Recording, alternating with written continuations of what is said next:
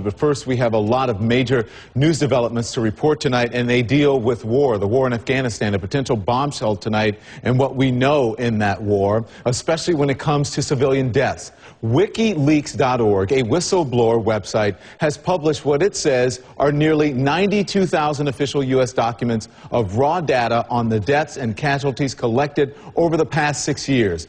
Julian Assange, the founder of the website, calls it, quote, the total history of the Afghan war from 2001 until now, 2010. Assange claims the documents reveal first-hand accounts of relatively small incidents that have added up to huge numbers of dead civilians. CNN has not confirmed the authenticity of the claim or the documents, which supposedly come from both U.S. military and diplomatic sources. But it's already provoked an angry response from the Obama administration. And National Security Advisor General James Jones says publishing the documents was, quote, irresponsible and could put lives at risk and threaten national security.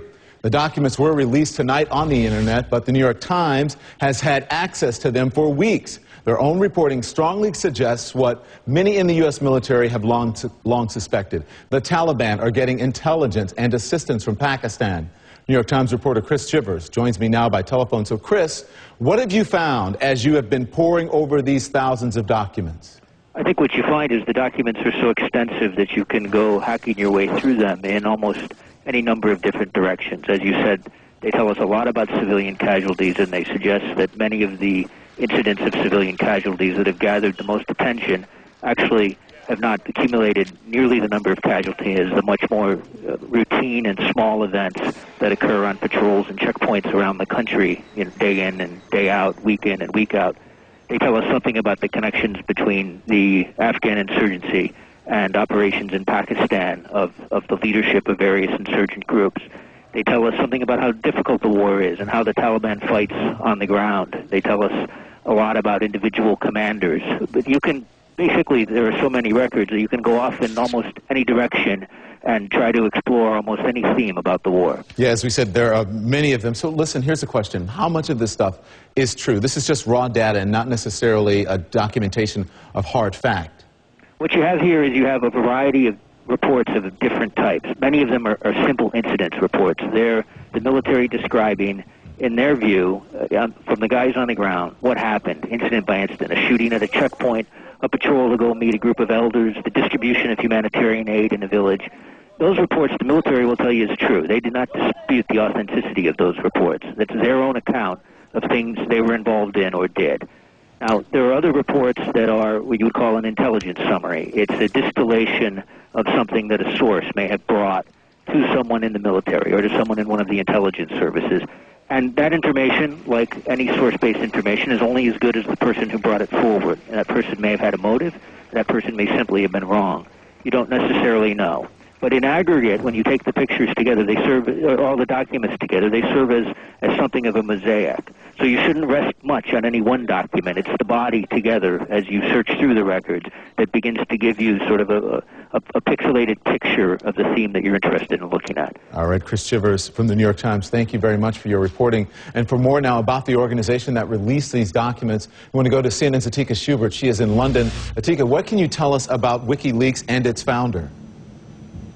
Well, WikiLeaks is founded by Julian Assange. He's a former hacker, and basically he's used his skills at encryption to try and basically make the WikiLeaks website, which allows for secure, anonymous whistleblowers to put their documents in and make them secure and anonymous. Now, that means that WikiLeaks verifies this information with their own sources, with their own journalists. We have not been able to independently verify the authenticity of these documents, and it's going to take some time. There's more than 90,000 of these reports. But WikiLeaks so far has a very good track record, and they say that they have never put out anything that's been a forgery or a hoax, that their track record so far is 100%.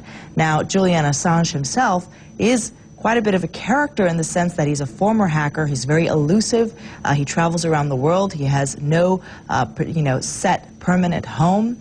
And he's also believed to have been wanted by FBI officials who've been weighing in for a questioning, or at least that's what he believes, and that's why he's now refusing to travel to the United States. He says his motivation for putting out this information is that he simply wants more transparency. He wants abuses that are being conducted in this war to be corrected. Here's what he told us in an interview about the documents that have been put out today. Is the sort of the total squalor of the war. So all these people killed in the small events that we haven't heard about, which numerically eclipse the big events, the big civilian casualty events. It's the boy killed by a shell that missed a target. It's villagers that have gone to hospital as a result of a missed airstrike. Now, you heard from the New York Times reporter earlier that really there's so much information here that Wikileaks itself can't go through all this. 3 other newspapers have had difficulty. They've just scratched the surface of what's in these records. So what Wikileaks says is that it's making it open to the public so that everybody, not just journalists, but soldiers, witnesses, anybody involved in these events can look up the information, verify them, and tell the world what's really happening in Afghanistan. And Atika, thank you very much. And as journalists and the administration and others pour over these documents, we're going to learn much, much more about them. Again, our thanks to Atika Schubert. And all of this comes tonight where in Afghanistan, one American sailor is reportedly dead. Another is believed to be in the hands of the enemy. The Taliban says they tried to take both men alive in Lagar province, but a firefight broke out and one of them was killed. The other sailor was reportedly wounded. The Navy has not released the sailors' identities, but a U.S. military official says there's a $20,000 reward for information.